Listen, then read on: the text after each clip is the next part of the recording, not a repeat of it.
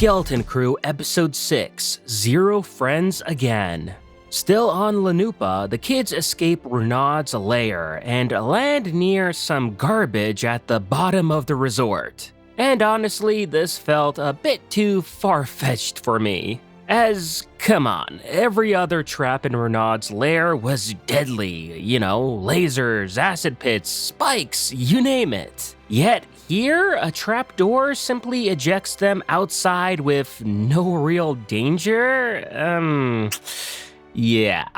I'm not saying the kids should have been killed, but activating an unknown trapdoor should have at least led to a perilous situation that they'd need to overcome as a team. Instead, this solution felt too easy for me. It offered no real consequences for triggering the trap.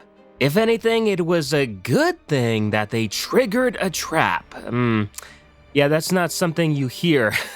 Moving on, KB reveals that she memorized At Attin's coordinates and all they need to do is return to their ship. However, reaching the platform where the ship is docked poses a challenge, and the group then argues about how they will get there, resulting in Fern and Neil attempting to climb the mountain, while Wim and KB follow a group of seemingly harmless trash crabs. And this leads to my second issue here. Neil, the group's coward, agreeing to climb a mountain? I mean, even with safety gear and adult supervision, this feels way out of character for him. Yet, we're supposed to believe that he's on board with Fern's risky plan of climbing a mountain. No way. I see what you're selling, but I ain't buying it. Meanwhile, back on the resort platform, Jod and SM-33 are captured by the pirates and Pocket. I thought Jod's blinged out look was hilarious here, and SM-33's quick takedown while trying to defend Jod was comedic. Those parts were great. That said, one glaring issue that I noticed stands out. Jod has a lightsaber and apparent force powers, right? And this is only a small group of pirates, which, should stand no match for a Jedi. Yet, Jod panics and relies on SM-33 for protection, and doesn't use his lightsaber or force powers, which has me questioning this guy all over again. As is Jod just maybe, a pacifist Jedi refusing to fight? Or is he simply a fraud, untrained in lightsaber combat and only capable of minor force tricks? Regardless, this scene raises more questions than answers about Jod's mysterious backstory. There is at least a cool moment here when the New Republic arrives to try and save the day, assuming that someone from the hotel alerted a nearby patrol to arrive and deal with the pirates. And yeah, that's exactly what they do, where they destroy one pirate cruiser and even do some nice damage to the main pirate ship to chase them off the planet. Granted, the pirates still manage to grab and abduct Jod and a 33 just in time before leaving, but at least this attack scares the pirates off from causing further trouble on Lanupa and finding Renaud's plunder. And I also liked how the kids now see the X-Wings and come to the conclusion that, yeah, they're the good guys, just because Jod previously told them the opposite. Nice. That said, I do have one nitpick here, and it's about the Ghost X-Wings. Let me explain. We see 4 X-Wings initially arrive, but in the later scenes only 2 remain. And what happened to the other 2 X-Wings? There's no way the pirates, fleeing in chaos, shot 2 X-Wings down so quickly and off-screen like that. So my question is, where did those 2 go? Did they take a break mid-chase? It doesn't really make sense. Now, back to the kids, the episode delivers here with some solid character development for them, finally. As Fern learns that she needs to consider others' limitations, especially like helping Neil climb with a rope. Meanwhile, KB reveals her own struggles with her medical condition, like her cyber augmentations and feeling ostracized because of her disability.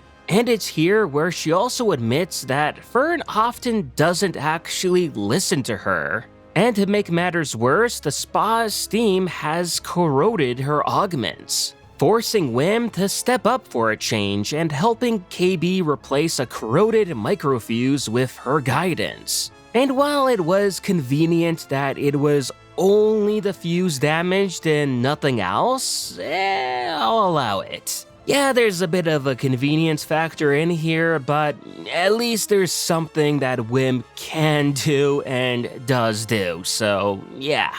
Elsewhere at the pirate space station, Captain Brutus sentences Jod to death by airlock, which would make sense if you think about it, as this is pretty much the closest thing space pirates can do by making someone walk the plank. However, Jod invokes the right of the last appeal under the pirates' code, talking up At Attin and convincing the pirates that it's a real place, making them then want to investigate it for its supposed infinite treasure. And whether this was part of Jod's plan all along, or just sheer improvisation, it remains unclear. But it does set up a pirate attack on At Attin, which should be interesting to see how things unfold with that. Back on Lanupa, Wim and KB discover that the trash crabs were actually leading them to a massive king crab to have them be eaten alive. And this creature itself, crafted using stop motion rather than CGI, was an excellent touch to this episode. Luckily for them, they don't get eaten by the king crab because Fern and Neil arrive just in the nick of time to save them using the recovered Onyx Cinder. However, then a new problem arises, such as needing to pilot their ship off of Lanupa before a giant scrapper consumes it. And yeah, things do get a bit hairy here, as despite working well as a team, the scrapper still takes a bite out of their ship, pinning it down and not letting them escape at all. But here comes a major deus ex machina, the emergency hull demolition sequencer. As despite 33's previous warnings to never touch it, making it sound like it was a bad thing to touch it, actually activating the sequencer doesn't cause disaster, but instead reveals a sleeker, cooler version of the Onyx Cinder.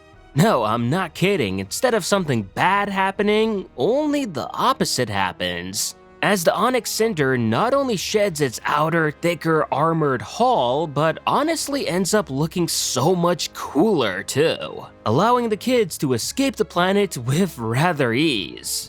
And that's kind of just it. It's another convenience factor coming into play with the emergency hull demolition sequencer turning out to be something that's awesome rather than what we were previously, insinuated that it would be horrible. Not to mention, what in the world is even an emergency hull demolition sequencer anyway? Like, we've never even heard of any ship ever having such a feature until this show with the Onyx Cinder. And the only reason it was ever included was to serve as the deus ex machina for this one specific scene, having literally no other practical use, it seems. I mean, I get why they did it, but meh, I suppose by the end of this episode, I just got tired with every problem that the kids had being solved with something unlikely to happen or to be there. And that emergency demolition sequencer was just a cherry topping on the cake. Its inclusion felt like a lazy shortcut. Overall, it wasn't a bad episode by any means, it was just slower and riddled with conveniences that weakened its impact. On the bright side, yeah, the kids did solve some problems themselves rather than relying on Jod, which was a refreshing change. And the character development here for the kids was also pretty good. Still, after last week's stellar episode, my expectations for this one were high, given the same writer, Myung-Jo Wesner, and Bryce Dallas Howard as director.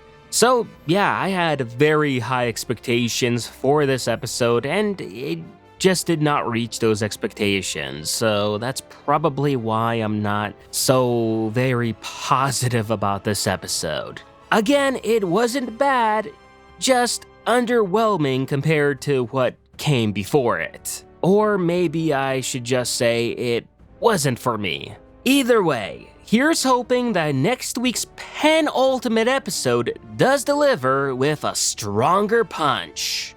And that was my take on this episode of The Skeleton Crew. Let me know what you all thought about the episode in the comments below, and if you haven't already, remember to like this video, subscribe to the channel, and I'll see you on the next one.